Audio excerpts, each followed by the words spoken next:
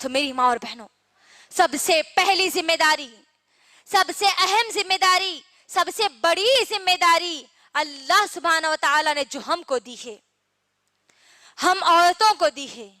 عورت چاہے کسی بھی رشتے میں ہو، چاہے ماں کے رشتے میں ہو، چاہے بہن کے رشتے میں ہو، چاہے بیٹی کے رشتے میں ہو، چاہے بہو کے رشتے میں ہو، چاہے ننند یا دیورانی کے رشتے میں ہو، چاہے وہ خود ساس کے رشتے میں کیوں نہ ہو، ہر عورت کے لیے چاہے وہ کسی بھی رشتے سے تعلق رکھتی ہو، اس کے لیے سب سے پہلی ذمہ داری، سب سے اہم ذمہ داری، سب سے بڑی ذمہ داری اس کے لیے یہ ہے کہ وہ اپنے لیے دین علم کو حاصل کریں. سب سے بڑی ذمہ داری ہے میری ماں اور بہنوں، دین کے علم کو حاصل کرنا ہر مسلمان عورت کی ذمہ داری ہے، اور یہ ذمہ داری اللہ سبحانہ و تعالیٰ نے ہم تمام لوگوں کو دی ہے.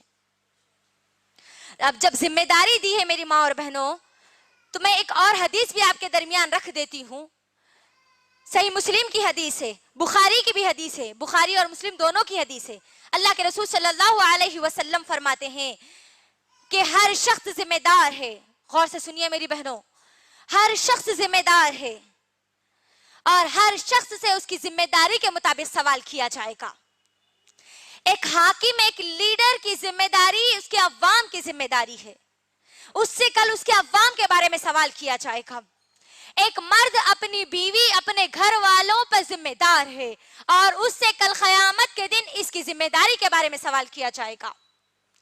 عورت اپنے شوہر کے گھر کی ذمہ دار ہے، شوہر کے بچوں کی ذمہ دار ہے، شوہر کے مال کی ذمہ دار ہے، اور کل قیامت کے دن اس عورت سے اس کی ذمہ داری کے بارے میں سوال کیا جائے گا.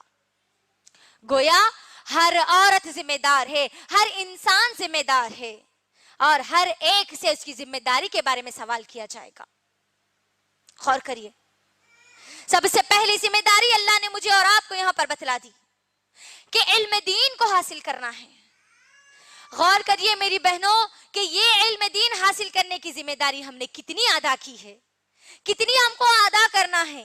کیا ہمارے پاس اتنا وقت ہے کہ ہم کہہ دیں کہ آج نہیں کل میں سیکھ لوں گی، ابھی تو میں جوان ہوں، بوڑھی ہونے کے بعد سیکھ لوں گی؟ بولیے، کیا ہمارے پاس اتنا وقت ہے؟ نہیں میری ماں اور بہنوں، نہیں ہے. آپ اس بھروسے پر مت رہیے کہ کوئی مولانا آپ کو آ کر سکھا دیں گے، آپ کی شادی کے بعد آپ کا شوہر آپ کو سکھا دے گا، آپ کے مائکے میں نہیں سیکھے، آپ کے سسرال میں جانے کے بعد علم دین کو سیکھ لیں گے. نہیں میری ماں اور بہنوں، اس بھروسے پر مت رہیے کہ کوئی عالم آپ کو گھر آ کر سکھائے گا. نہیں، کوئی آپ کو آ کے نہیں سکھائے گا، بلکہ اللہ سبحانہ و تعالیٰ نے مجھے اور آپ کو، ہم سب کو اللہ نے یہ قرآن ہمارے ہاتھ میں دے رکھی ہے. قرآن دینے کے بعد اس بات کا انتظار مت کرو کہ کوئی آ کر آپ کو علم دین سکھائے گا. قرآن ہمارے پاس آنے کے بعد اللہ مجھے اور آپ کو، ہر شخص کو پوچھے گا یہ قرآن آنے کے بعد تو نے کتنا علم حاصل کیا.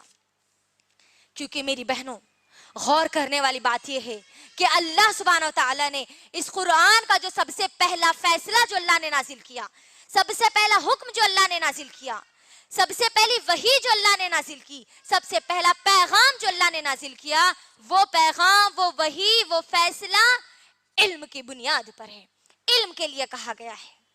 سورہ علق کی ابتدائی 5 آیتیں میری ماں اور بہنوں سب سے پہلے نازل کی گئی، اور ان آیات میں کیا بتایا گیا؟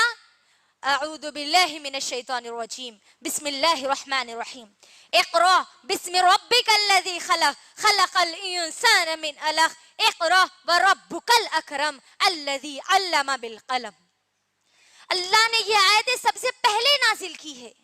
غور کریے میری بہنوں، سب سے پہلا حکم مجھے اور آپ کو، ہر انسان کو، ہر مسلمان کو اللہ سبحانہ وتعالیٰ نے علم سیکھنے کی دی ہے. یہ ذمہ داری آج ہم کتنی ادا کر رہے ہیں؟ سوال کریے اپنے آپ سے سوال کریے کہ آج میں علم حاصل کرنے کے لیے کیا کر رہی ہوں، جبکہ اللہ نے پہلا حکم یہی نازل کیا. میری بہنوں غور کریے. اس کے ساتھ ساتھ سنیے ابن ماجہ کی حدیث. اللہ کے رسول صلی اللہ علیہ وسلم فرماتے ہیں، ابن ماجہ جلد نمبر 1 حدیث نمبر 224، اللہ کے رسول صلی اللہ علیہ وسلم فرماتے ہیں، ہر مسلمان کے لیے چاہے وہ مرد ہو یا عورت، علم کا سیکھنا ضروری فرض ہے. علم کا حاصل کرنا ہر مرد اور عورت پر فرض ہے. غور کریے میری بہنوں، جس طریقے سے نمازوں کی پابندی کرنا ہمارے لیے فرض ہے، جس طریقے سے رمضان کے روزے رکھنا ہمارے لیے فرض ہے، جس طریقے سے اللہ نے ہم کو استطاعت دی ہے، زکوٰۃ ہم کو اگر ہمارے مال میں نکلتی ہے تو زکوٰۃ دینا جس طریقے سے فرض ہے، جس طریقے سے حج کرنا فرض ہے، اسی طریقے سے میرے اور آپ کے لیے، ہر مسلمان عورت کے لیے، ہر مسلمان مرد کے لیے علم دین کو حاصل کرنا، اس قرآن کے علم کو حاصل کرنا فرض ہے۔ یاد رکھیے میری بہنوں، یاد رکھیے، اس کے اندر ایک اور بات سمجھنے اور غور کرنے کی ہے۔ جو لوگ یہ کہتے ہیں کہ علم سیکھنے کا معاملہ صرف مردوں کے حد تک ہے، اس آیت پر غور کرنے سے ہم کو یہ بات معلوم ہوتی ہے کہ اللہ نے کہا کہ اقرأ، پڑھو، بسم ربک الذی، اپنے رب کے نام سے پڑھو۔ تو اللہ نے اس آیت میں یہ نہیں کہا میری بہنوں کہ اے مردوں تم پڑھو، اے عورتوں تم پڑھو، نہیں، مرد اور عورت ہر ایک کو مخاطب کر کے یہاں پر بیان کیا گیا ہے۔ غور کرنا میری بہنوں، تو علم دین کو حاصل کرنا ہم سب کی سب سے پہلی اور سب سے بڑی ذمہ داری ہے۔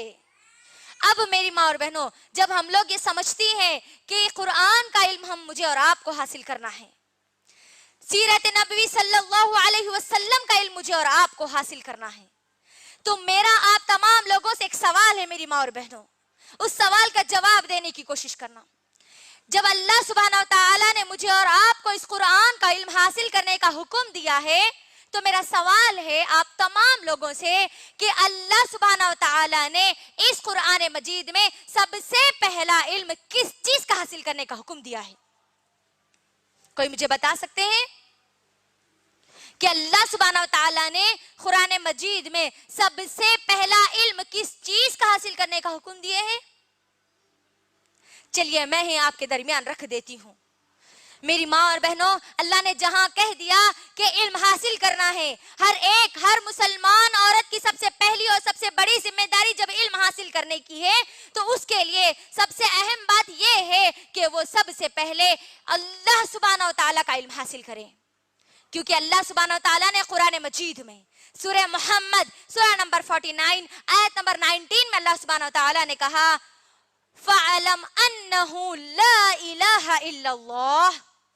اللہ سبحانہ و تعالیٰ کہتے ہیں کہ لوگوں علم حاصل کرو کہ اللہ کے سوا کوئی معبود نہیں ہے۔ ہم کو علم سب سے پہلے کس چیز کا حاصل کرنا ہے؟ کہ اللہ کے سوا کوئی معبود نہیں ہے۔ اس بات پر مجھے اور آپ کو ہر ایک کو ایمان لانا ہے۔ جب ہم یہ علم حاصل کریں گے تو ہمارا ایمان مضبوط ہوگا۔ میری ماں اور بہنوں، ہم کو یہ بات بھی، یہ علم بھی سیکھنے کی ضرورت ہے کہ جب ہم یہ علم حاصل کریں گے کہ اللہ کے سوا کوئی معبود نہیں ہے، تو اس علم کے لیے ہم اپنے ایمان کو کیسے مضبوط کریں، اس کے لیے مجھے اور آپ کو، ہر ایک کو، ہماری صحابہ اور صحابیات کے طریقوں کو دیکھنا ہوگا کہ انہوں نے کیسے مصیبتوں، پریشانیوں میں اپنے قدم کو جمائے رکھا، کیسے وہ اس دین علم کو حاصل کیا کرتی تھی، کیسے اس دین علم کے ذریعے اپنے ایمان کو مضبوط رکھتی تھی۔ میری ماں اور بہنوں، اللہ کے لیے غور کرنا اور دین علم کو حاصل کرنا، کیونکہ ہم نے سب سے پہلے یہاں پر کہہ دیا کہ ہم کو حاصل کرنا ہے علم فَعَلَمْ أَنَّهُ لَا إِلَهَ إِلَّا اللَّهُ، کہ اللہ کے سوا کوئی معبود نہیں ہے، ہر چیز کا کرنے والا، مصیبت دینے والا، پریشانیاں دینے والا، زندگی دینے والا، موت دینے والا، بیماری دینے والا، شفا دینے والا، آپ کو تمام خوشیاں دینے والا، تمام کے تمام غم دینے والا، آپ کے بنتے ہوئے کاموں کو بگاڑنے والا اور بگڑتے ہوئے کاموں کو بنانے والا، صرف ایک خالق، ایک مالک، ایک رازق، صرف اور صرف اللہ سبحانہ و تعالیٰ ہے۔ اس بات کو ہمارے ذہنوں میں ہم کو بٹھانے کی ضرورت ہے۔ جب ہم یہ باتیں ہمارے ذہن میں بٹھائیں گے میری ماں اور بہنوں، تو ہمارا ایمان مضبوط ہوگا، اسی طریقے سے جیسے ہماری صحابیات کا ایمان مضبوط ہوا، جیسے ہمارے انبیاء کی بیویوں نے اس ایمان کی مضبوطی کی خاطر بڑی بڑی مصیبتیں جھیل لی، لیکن ان کے ایمان پر ذرہ برابر بھی